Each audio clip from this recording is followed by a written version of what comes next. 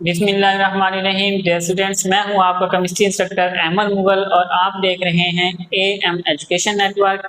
Dear students, आज हम 10th class chemistry का चैप्टर नंबर 15 स्टोइकियोमेट्री का लेक्चर नंबर जो है वो 2 स्टार्ट करने जा रहे हैं, जिसमें हमने क्या पढ़ना है, कंसंट्रेशन ऑफ अ सॉल्यूशन के जो सॉल्यूशन होता है उसकी कंसंट्रेशन का क्या मतलब होता है। तो डियर स्टूडेंट्स, लेक्चर स्टार्ट करने से पहले जो हम थोड़ी सी एवरीडे लाइफ एग्जांपल ले लेते हैं ताकि इसको समझना फिर क्या हो जाए, आसान हो जाए। डियर स्टूडेंट्स को और मैं आपको जो है वो 2 गिलास पानी देता हूँ, ठीक है, और मैं कहता हूँ कि शरबत बनाना है आपने, ठीक है। अब आप एक गिलास के अंदर जो है वो 1 चम्मच जो है वो चीनी डालते हैं, ठीक है। दूसरे गिलास के अंदर जो है आप 5 चम्मच जो है वो चीनी डाल देते हैं, ठीक है। अब मैं आपसे पूछता हूँ कि बताएं इनमें से ज़्यादा मीठा कौन होगा, तो आप कहेंगे कि सर जिसमें 1 स्पून जो है वो चीनी है या शुगर है वो फीका है, जिसमें 5 जो है वो चम्मच है वो ज़्यादा मीठा है। तो डियर स्टूडेंट, इस गिलास के अंदर जो है आपने 5 चम्मच जो है वो चीनी डाली है, वो उसकी कंसंट्रेशन ज़्यादा है, ठीक है। और जिसके अंदर आपने 1 चम्मच डाला है उसकी कंसंट्रेशन कम है, ठीक है। मतलब क्या कि जितनी सल्यूट आप ज़्यादा डालेंगे किसी भी सॉल्वेंट के अंदर, किसी भी सोल्यूशन के अंदर, ठीक है, उतनी ही उसकी कंसंट्रेशन क्या हो जाएगी, ज़्यादा हो जाएगी। और जितनी किसी सॉल्वेंट या सोल्यूशन के अंदर जो है आप क्या है कि सल्यूट की कम मिकदार डालेंगे तो उतनी उसकी कंसंट्रेशन क्या हो जाएगी, कम हो जाएगी। अब यहाँ पे हमारे पास जो सल्यूट है वो शुगर है, ठीक है, और सॉल्वेंट क्या था हमारे पास, वाटर था, ठीक है। तो डियर स्टूडेंट्स, सबसे पहले हम देखते हैं कि सॉल्वेंट और सल्यूट में क्या फर्क होता है। तो डियर स्टूडेंट्स, किसी भी सॉल्यूशन के अंदर जो कम मिकदार में चीज होती है उसे हम सल्यूट कहते हैं, ठीक है, और जो ज्यादा अमाउंट में होती है, ठीक है, उसे हम क्या कहते हैं, सॉल्वेंट या उसको हम सॉल्यूशन भी बोलते हैं, ठीक है। तो डियर स्टूडेंट्स, आइए सबसे पहले जो हम डेफिनेशन देखते हैं कि कंसंट्रेशन की जो है वो डेफिनेशन क्या होती है। स्टूडेंट्स, आइए सबसे पहले हम डेफिनेशन देख लेते हैं कि concentration of a solution is a measure of the amount of solute that has been dissolved in given amount of solution और सॉल्वेंट, ठीक है, कि किसी भी सॉल्यूशन की जो कंसंट्रेशन होती है वो उसके अंदर जो है सॉल्यूट की कितनी मिकदार जो है हमने वहाँ पे हल की हुई है उस सॉल्वेंट के अंदर या सॉल्यूशन के अंदर, ठीक है, तो वो उसकी क्या हो जाएगी, कंसंट्रेशन, ठीक है। मतलब कि जो कंसंट्रेशन होती है किसी भी सॉल्यूशन की वो डिपेंड किस पे कर रही होती है, अमाउंट ऑफ सॉल्यूट, ठीक है। जितना अमाउंट ऑफ सॉल्यूट ज्यादा होगा उतनी ही उस सॉल्यूशन की कंसंट्रेशन क्या हो जाएगी, ज्यादा हो जाएगी। जैसे पहले हमने एग्जांपल पढ़ी है कि जितनी पानी के अंदर चीनी आप ज्यादा डालेंगे तो चीनी सॉल्यूट है, ठीक है, जितनी वो ज्यादा होगी उतनी ही कंसंट्रेशन क्या हो जाएगी, ज्यादा हो जाएगी। तो डेफिनेशन भी यही कहती है कि कंसंट्रेशन क्या होती है कि अमाउंट ऑफ सॉल्यूट, ठीक है, कि कितना अमाउंट आपने उसमें डिसॉल्व किया हुआ है उस सॉल्वेंट के अंदर या सॉल्यूट के अंदर, वो उसकी क्या हो जाएगी, कंसंट्रेशन हो जाएगी, ठीक है। तो डियर स्टूडेंट्स, अब क्या है कि जो अमाउंट ऑफ सॉल्यूट होता है उसको हम यहाँ पे कौन से यूनिट्स में या कौन सी जो है ना वैल्यूज में जो है हम एक्सप्रेस करते हैं, ठीक है। तो डियर स्टूडेंट्स, जो आपके पास अमाउंट ऑफ सॉल्यूट होता है उसे आप ग्राम के अंदर लेते हैं, ठीक है, या फिर आप मोल के अंदर लेते हैं, ठीक है। तो जो क्वांटिटी ऑफ सॉल्यूशन होता है, ठीक है, उसे आप इसमें एक्सप्रेस करते हैं डेसीमीटर क्यूब के अंदर या सेंटीमीटर क्यूब के अंदर जो है आप उसको एक्सप्रेस करते हैं। इसी हिसाब से हम जो है उसके यूनिट्स भी मुख्तलिफ जो है वो लिख सकते हैं, ठीक है। अगर हम बात करें कि यूनिट फॉर मास को वॉल्यूम, मिसाल के तौर पर क्या है कि हमने जो अमाउंट ऑफ सॉल्यूट है वो ग्राम में लिया हुआ है, ठीक है, तो यहाँ पे आ जाएगा मास, और जो आपने सॉल्यूशन लिया हुआ वो आपने वॉल्यूम में लिया हुआ तो वो नीचे आ जाएगा, तो इसका यूनिट क्या बन जाएगा, ग्राम पर डेसीमीटर क्यूब, ठीक है। इसी तरह से अगर आपने ये जो क्वांटिटी होती है सॉल्यूट की या अमाउंट है वो आपने अगर मोल के अंदर लिया हुआ है और सॉल्यूशन जो है आपने डेसीमीटर क्यूब के अंदर लिया हुआ है, तो आपके पास यूनिट कौन सा बन जाएगा कि मोल पर डेसीमीटर क्यूब, ठीक है। तो डियर स्टूडेंट्स, ये तो था इसकी बेसिक डेफिनेशन और उसके बाद इसकी एक्सप्रेशन। अब जो है हम देखते हैं कि कंसंट्रेशन की जो टाइप्स हैं वो कितनी है। तो डियर स्टूडेंट्स, कंसंट्रेशन जो है उसकी 2 टाइप्स हैं, ठीक है। एक को हम कहते हैं मास ओवर वॉल्यूम कंसंट्रेशन और दूसरा है मोलर कंसंट्रेशन, ठीक है। अगर मैं बात करूं मास ओवर वॉल्यूम कंसंट्रेशन, तो इसमें क्या होता है कि जो हमारे पास सॉल्यूट होती है, ठीक है, वो हम लेते हैं ग्राम्स के अंदर, amount of solute in grams whereas quantity of solution in decimetre cube, ठीक है। तो इसको हम कहेंगे कि मास ओवर वॉल्यूम कंसंट्रेशन और इसका यूनिट क्या होगा, ग्राम पर डेसीमीटर क्यूब। इसी तरह से जो है अगर मैं मोलर कंसंट्रेशन की बात करूं तो amount of solute in moles, ठीक है, हम जो है सॉल्यूट का जो अमाउंट होता है उसे मोल्स में लेते हैं, whereas quantity of the solution in decimetre cube, ठीक है। तो सॉल्यूशन की जो क्वांटिटी होती है उसे हम लेते हैं डेसीमीटर क्यूब के अंदर और इसका यूनिट क्या बनेगा, मोल पर डेसीमीटर क्यूब, ठीक है। तो डियर स्टूडेंट्स, आप जो है अ, हम इसका एक फार्मूला राइट करते हैं कि कंसंट्रेशन जो होती है किसी भी सॉल्यूशन के हम कैसे निकाल सकते हैं। तो फार्मूला क्या बनेगा कि concentration is equal to the mass of solute. ठीक है, जो मास सॉल्यूट का मास होगा वो आपने ऊपर ले लेना है, एंड वॉल्यूम ऑफ सॉल्यूशन या आर सॉल्वेंट वो आपने क्या करना है नीचे ले लेना है, तो आपके पास कंसंट्रेशन आ जाएगी। इस डायग्राम में देखें तो अगर आपने यहाँ पे जो है वो NaCl लिया हुआ है, ठीक है, जो कि सॉल्यूट है, और यहाँ पे आपने सॉल्वेंट लिया हुआ है, हम क्या करते हैं कि NaCl के जो 10 ग्राम है उसको सॉल्वेंट के अंदर ऐड कर देते हैं और हम 100 सेंटीमीटर जो है ना वो सोल्यूशन तैयार कर लेते हैं।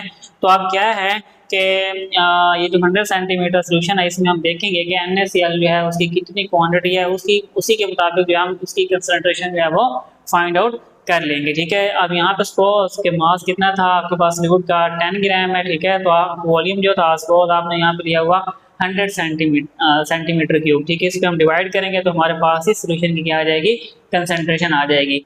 तो डियर स्टूडेंट्स अब हम एक एग्जांपल के जरिए जो है कंसंट्रेशन को समझ लेते हैं। ठीक है, सपोज हमारे पास गिवन क्या है कि मास ऑफ NaCl, ठीक है, सोडियम क्लोराइड का मास दिया हुआ है 20 ग्राम, और वॉल्यूम ऑफ H2O हमारे पास जो पानी है वो कितना है 0.2 डेसीमीटर क्यूब। तो हमने फाइंड क्या करना है, कंसंट्रेशन। ठीक है, सपोज हमने क्या लिया हुआ यहाँ पे 20 ग्राम जो है वो NaCl लिया हुआ, ठीक है, और हमने जो वाटर लिया हुआ वो 0.2 डेसीमीटर क्यूब है। तो हम इसको मिक्स कर देते हैं। अब हम कंसंट्रेशन मालूम करते हैं। तो हमें पता है कि कंसंट्रेशन का जो फार्मूला होता है, ठीक है, वो हमने अभी जो है वो पीछे पढ़ा है।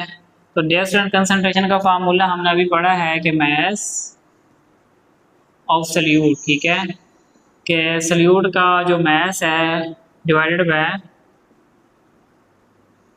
Volume of solvent. ठीक है, अब क्या है यहाँ पे कि C कंसंट्रेशन हो गई और मास कितना है हमारे पास सॉल्यूट का 20 ग्राम, और ओवर हम क्या कर देंगे 0.2 डेसीमीटर क्यूब। ठीक है, तो हमारे पास क्या आ जाएगी, कंसंट्रेशन आ जाएगी। ठीक है, तो डियर स्टूडेंट्स जब आप इसको डिवाइड करेंगे तो आपके पास 100 ग्राम पर डेसीमीटर क्यूब जो है इसका आंसर आ जाएगा। तो ये देखें हमने कंसंट्रेशन जो निकाल ली है वो क्या है, 100 ग्राम पर डेसीमीटर क्यूब के। ये जो सोल्यूशन आपके पास बना है इसकी कंसंट्रेशन कितनी है, 100 ग्राम पर डेसीमीटर क्यूब जो है इसकी कंसंट्रेशन आ गई है। ठीक है, तो इसका गाढ़ापन जो है वो इतना है।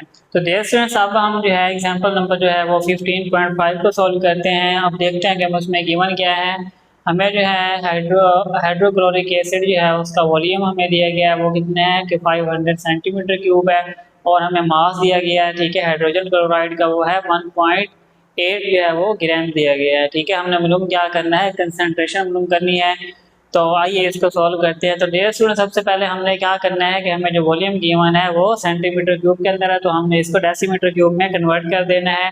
तो इसको डेसीमीटर क्यूब के अंदर जो है कन्वर्ट करने के लिए हम क्या करेंगे कि 500 को जो है वो 1000 पे डिवाइड कर देंगे। ठीक है, तो हमारे पास क्या आंसर आ जाएगा, इसको हम यहाँ यहीं पे कन्वर्ट कर लेते हैं। ठीक है, हमारे पास कितना है कि 500 को जब हम क्या करते हैं कि 1000 पे डिवाइड करते हैं तो हमारे पास वैल्यू आती है 0.5 डेसीमीटर क्यूब। ठीक है, तो ये हमारे पास वॉल्यूम हो गया।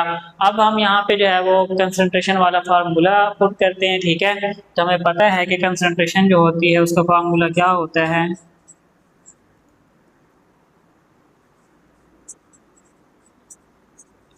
Is equal to mass of solute और वॉल्यूम ऑफ सॉल्वेंट। ठीक है, तो जैसे अब हम क्या करते हैं कि यहाँ पे वैल्यूज को पुट करेंगे तो हमारे पास क्या आ जाएगी, C की वैल्यू आ जाएगी। तो हमारे पास मास कितना है 1.8 ग्राम। ठीक है, और वॉल्यूम हमने यहाँ पे कितना लिया है 0.5 डेसीमीटर क्यूब। ठीक है, तो जैसे जब आप इसको डिवाइड करते हैं तो आपके पास वैल्यू आ जाएगी, वो आ जाएगी 3.6 ग्राम पर डेसीमीटर क्यूब। ठीक है, तो डियर स्टूडेंट्स ये हमारा इसका आंसर है। ठीक है, जो हमें रिक्वायर्ड था। तो डियर स्टूडेंट्स अब हम चलते हैं नेक्स्ट एग्जांपल की तरफ। ठीक है, तो नेक्स्ट एग्जांपल में हमसे क्या पूछा गया है, ठीक है, आइए वो देखते हैं। यहाँ पे जो है ना जो हमें गिवन है वो क्या है कि कंसंट्रेशन हमें गिवन है 15 ग्राम पर डेसीमीटर क्यूब, ठीक है, और वॉल्यूम कितना है 2 डेसीमीटर क्यूब, ठीक है। तो जैसे हमने मालूम क्या करना है, यहाँ पे मास ऑफ कॉपर सल्फेट मालूम करना है, ठीक है। तो हम यहाँ पे जो है वो जो कंसंट्रेशन वाला फार्मूला था उसको रीअरेंज करेंगे, ठीक है। ये देखें यहाँ हम लिखेंगे concentration is equal to mass of, तो यहाँ पे हमने कॉपर सल्फेट लेना है तो उसी को लिख लेते हैं, ठीक है, ओवर वॉल्यूम ऑफ सॉल्वेंट, ठीक है, या इसको आप सोल्यूशन भी लिख सकते हैं। अब हमें तो मास चाहिए, हम इस फार्मूले को रीअरेंज करेंगे, इसको इसके साथ कंसंट्रेशन के साथ आके मल्टीप्लाई कर देंगे, ठीक है। तो हमारे पास क्या आ जाएगा, mass of copper sulphate is equal to C multiply by V, ठीक है। तो डिस्टेंस अब निकाल, यहाँ पे हम वैल्यूज पुट करके जो है मास निकालेंगे किसका, कॉपर सल्फेट का। तो सी हमारे पास कितनी है यहाँ पे 15 ग्राम पर डेसीमीटर क्यूब, और मल्टीप्लाई क्या करेंगे हम 2 डेसीमीटर पर क्यूब, ठीक है। तो डिस्टेंस अब जो डेसीमीटर जो है, ठीक है, ये इस डेसीमीटर क्यूब के साथ कैंसिल हो जाएगा। तो 15 ग्राम को 2 से मल्टीप्लाई करेंगे तो आपके पास क्या आ जाएगा, मास जो है वो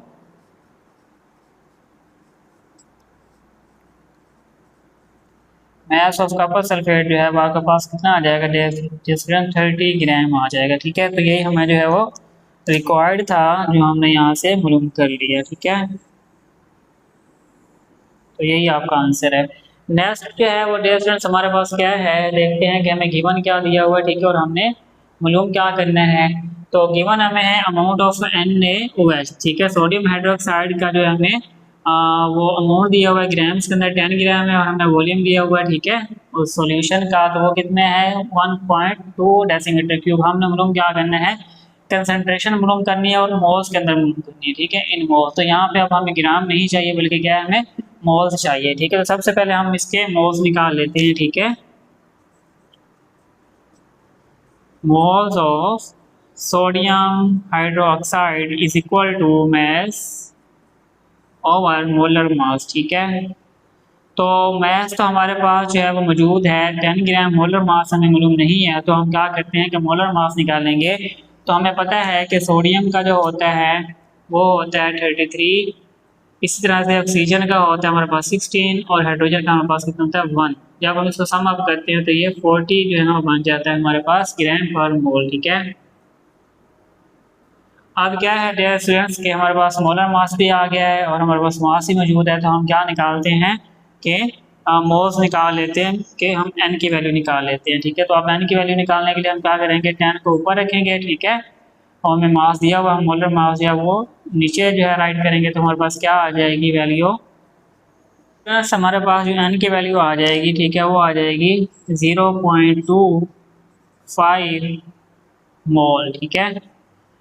तो अब जो है हमारे पास मोल्स आ चुके हैं, ठीक है। अब हमने क्या करना है कि कंसंट्रेशन निकालनी है इन मोल्स के अंदर, ठीक है। तो हमें पता है कि कंसंट्रेशन निकालने का जो फार्मूला होता है मोल्स में, अभी हमने टाइप्स पढ़ी थी, ठीक है। तो अगर हमने मोल्स में, तो ऊपर हम लिखेंगे मोल्स ऑफ सॉल्यूट, और डिवाइडेड बाय हम क्या करेंगे कि वॉल्यूम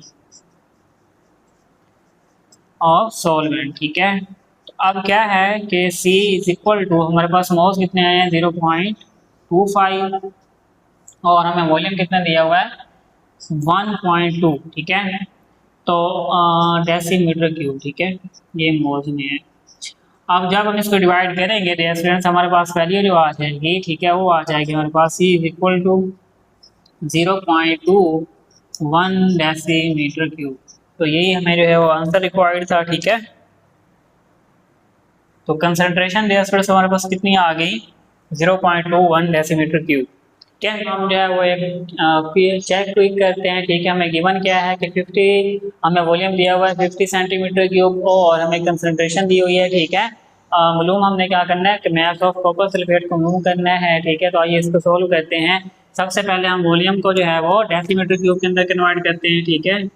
तो 50 को हम 1000 पे क्या करेंगे डिवाइड करेंगे, तो हमारे पास आंसर आएगा 0.050 डेसीमीटर क्यूब। अब क्या है डियर स्टूडेंट्स के हम सबसे पहले जो है इसके number of moles find out करेंगे, ठीक है। तो नंबर ऑफ मोल्स को फाइंड आउट करने का हमारे पास जो फार्मूला होता है वो हमें पता है कि कंसंट्रेशन जो है C is equal to N/V, ठीक है। तो हम क्या करते हैं कि हमारे पास वॉल्यूम भी है, कंसंट्रेशन भी, हम इनको मल्टीप्लाई कर लेते हैं, फार्मूले को रीअरेंज करते हैं, ठीक है। तो N इज इक्वल टू क्या आ जाएगा C मल्टीप्लाई बाय V, ठीक है। तो अब क्या है कि हमारे पास N की वैल्यू कितनी आ जाएगी, C हमारे पास कितना है 5 मल्टीप्लाई 10⁻² मल्टीप्लाई क्या हो जाएगा हमारे पास 0.050 डेसीमीटर क्यूब, ठीक है। तो अब हमारे पास जो नंबर ऑफ मोल्स आ जाएंगे डियर स्टूडेंट्स, ठीक है, वो कितने हमारे पास आ जाएंगे, यहाँ पे हम इसको जब मल्टीप्लाई करते हैं तो 0.25 मल्टीप्लाई 10⁻²। अब हम क्या करते हैं डियर स्टूडेंट्स कि हम जो है इशारे किधर लेके जाते हैं, ठीक है। तो n is equal to 2.5 multiply 10⁻1 multiply 10⁻²। अब क्या है कि हम ये माइनस माइनस को क्या करते हैं प्लस, इसको वैल्यू को ऐड कर देते हैं आपस में, ठीक है। तो क्या आ जाएगा हमारे पास 10⁻3, ठीक है। तो ये हमारे पास मोल्स आ चुके हैं। अब हमने क्या करना है कि हमने मास मालूम करना है कॉपर सल्फेट का, ठीक है। तो हमें पता है कि नंबर ऑफ मोल्स का जो फार्मूला होता है is equal to mass over molar mass, ठीक है। तो अब हम इस फार्मूले को रीअरेंज करते हैं तो मास आ जाएगा यहाँ पे, और ये नंबर ऑफ मोल्स उधर जाके क्या हो जाएंगे multiply N multiply by molar mass, ठीक है।